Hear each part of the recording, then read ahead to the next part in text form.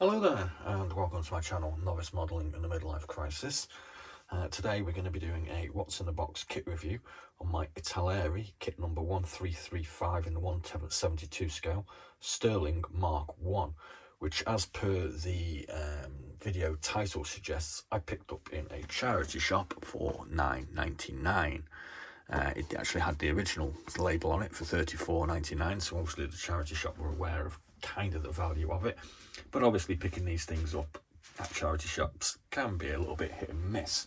There's another couple of vids which kind of delve into that sort of situation as well. So if you want to have a look at the original video from May 24th when we actually picked these up, there'll be a link in the description box below. But the other three kits featured in that will be doing what's in the boxes over the next couple of days. So let's have a look at the bargain that I got for £9.99. So as per usual, we're going to have a quick look at the blurb and the instructions, we'll have a look at the decals, and we'll then flick on to the parts. So here we go. The short Stirling was the first four-engine British heavy bomber of the Second World War. The design had high wing, four engines, and the cabin elevated over the fuselage. The airframe was fully made in metal. Another feature that characterised the bomber was the impressive size of the landing gears. The first bombers went to equip the Royal Air Force Bomber Command squadrons from the end of 1940. The operational status was reached on January 1941, and the first war mission was dated 1941 February against a logistic installation in Rotterdam. Stirling Mark 1 was able to carry a significant offensive load of over 6,000 kilograms of bombs and was armed with 8 7.7mm machine guns for defence. However, the performance and reliability of the Stirling was not so impressive, and it was replaced in 2 years by the more modern and efficient bombers such as the Halifax and the Lancaster. So there we go, that's the blurb that Italeri provide for us. We get a full parts diagram, which I have actually checked. We have actually got all the parts, although there was one little piece loose in the box. We can't 100% guarantee, obviously, that all the parts are included, but it does kind of appear to me that they are. We also get a photo etch and some standard clear plastic parts. So section 1, we're going to be looking at the seats and cockpit interiors. 2, we're going to put the instrument panel together. 3, we're going to put some of this onto the floor. We're going to start doing some bulkheads and some interior detail in there. Section 5, we're putting the cockpit and the pilot and co-pilot seats onto the floor. Then we're going to start looking at the base section for the interior of the rest of the fuselage, along with this main strut, and I think this is a little crawl space across the bomb bay rack for the rear machine gunners. Here we have the 2 main sections of fuselage with a couple of bits to add, including some clear glazed parts. Number 8, we're going to basically do the same as we've done here on the other side. Number 9, we're going to fit the forward-facing machine guns with instructions on how to deal with them. Number 10, we're going to be looking at what looks like the undercarriage. Number 11, we're going to be putting more parts into the rear section. Quite a lot of detail going on the inside. We've got a little bench here. We've got some other little bits and bobs and things. And number 12, we're putting the central machine gun in. 13, we're looking at the tail. 14, we're putting the tail and a few other parts on. 15, we're putting, going to build some bombs, which you can see go in the bomb rack here. That was actually a bomb rack, not a crawl space. So we've got the bombs in, and now that looks like we're doing some bomb bay doors, perhaps. 17 is the rear tail wheel. 18, we're starting to look at engine nacelles and putting the wings together. Got some more bombs to put in these wing-mounted bomb bay doors. That's kind of an interesting feature. Looking at the main undercarriage here in 20 and 21. Can't get the pages together. 22, undercarriage mounting to the underside of the wing. 24, there's the doors going on the engine nacelles. 25, put the top part of the wing to the bottom half. 26 more parts going on. 27 engine nacelles on the engines. 28 stick the engines on, stick the ailerons on. 19, I think that's going to be the rear machine gun. Yeah, it is. 30, stick it on. And then we're going to put the wings in place as well.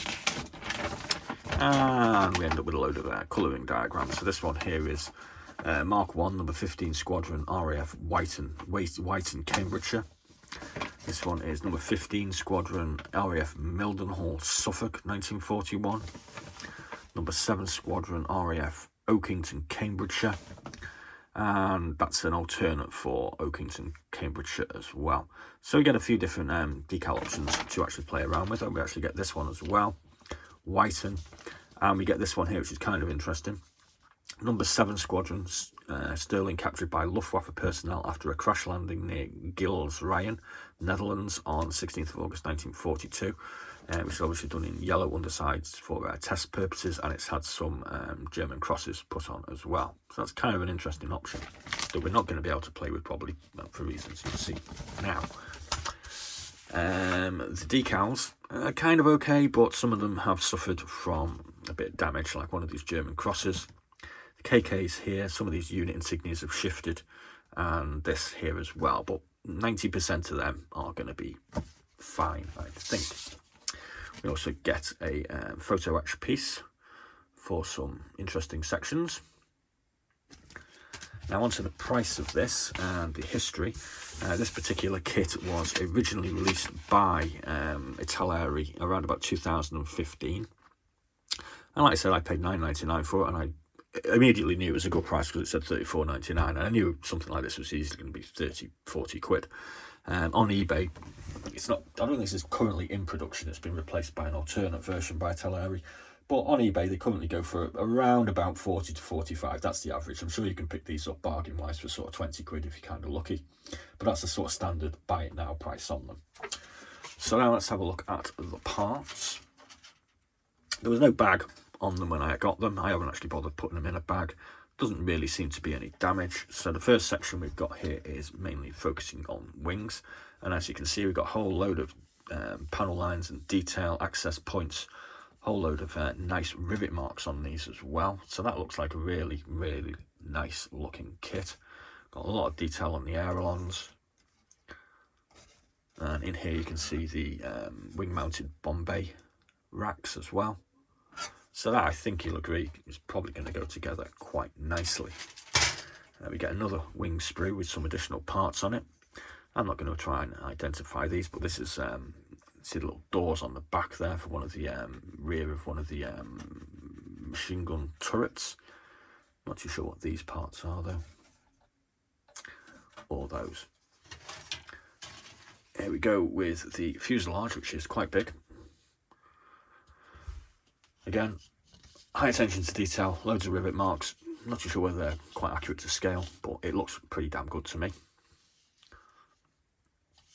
I think that's going to be part of the cockpit floor probably, or the floor for the crew compartment.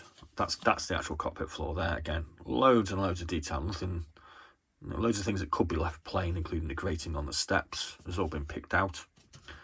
Got some sort of control surface here.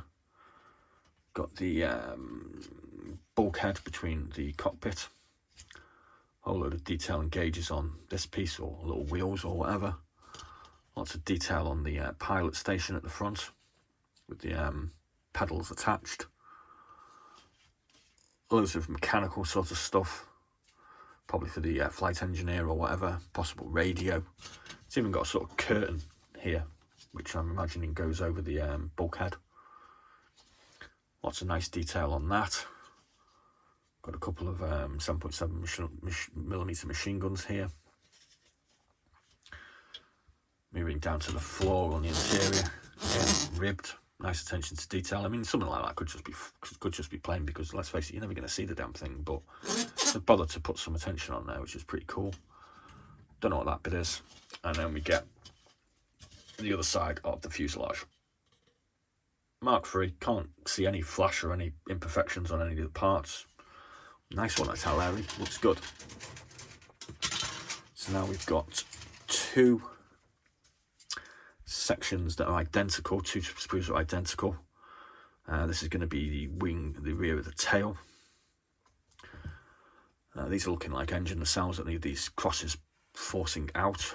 Got some nice detail on the engines. Nice detail on the tyres. I kind of like it when some kits, I've seen this on some Airfix kits, where they've got the tyres sort of with the weight on them and they're not totally circular, which is a nice touch and is, I'm sure, how they would actually look when they're on the ground. Got part of the landing gear, more landing gear I imagine, more bits of mechanicals, rear tail wheel, couple of propellers, good detail on there. The piece missing from here, which kind of worries me. It's also missing on the other sprue, so I'm not too sure what that is. Hoping that's not going to cause us any problems. Strangely enough, it doesn't appear to have a number on it though, so maybe we're in luck with that. These are looking like parts of the bomb bay doors, and we've got a load of bombs. Possibly bomb mounts here. These are going to be sort of engine cowlings, I would have thought, exhaust cowlings. And I think these are the bomb bay doors for the wing-mounted bomb bays. So like I said, there's another sprue, which is basically just a reproduction of that one, which is for the other wing.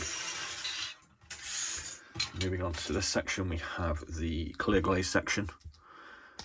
It's got some nice, easy to deal with, I think, raised parts for the frame of the cockpit. Got some little, these look like little wing lights. Got a whole load of little porthole sort of things that are going to go down the fuselage. And we've got 1, 2, 3, looks like 3 machine gun turrets. So 1, 2, 3 at the rear. And this bit here for the chin, where the bomb aimer would be, I should imagine. And a few other bits and bobs. So it all looks pretty good to me. It looks as though it's there. And like I say, for $9.99, that's a bloody steal. So I mean, I think the lesson to be learned here is to go down to your charity shops and keep your eye out for model kits. I mean, I do quite enjoy nipping around the sort of 7 or 8 charity shops that I've got in my local town. Like I said, this particular video on this little haul that I got also featured this F-16 Air Team by Revell, which I picked for $7.99. There'll be a what's in the box on that to follow. And we also picked up this kinetic model kits, which has $9.99 on it, but we didn't pay anywhere near that. And you'll have to watch the to follow video to realise why. So thanks very much for watching. Please do like and subscribe, and please do go down and support your local charity shops. It doesn't matter where you are in the world. I'm sure they have them. I know in the States you call them something like Goodwill stores or something like that. But there are bargains to be had if you're patient. I mean, like I say, I go pretty much once a week. Most times I don't pick anything up, but sometimes I'll come back with a couple. And for 20 quid, these 3 kits were a steal and they were a bargain. And I paid what they wanted for 2 of them. There's a reason why I got the other one cheaper. Like I say, you'll have to watch the upcoming vid for that. So please do like and subscribe. And as always, be seeing you.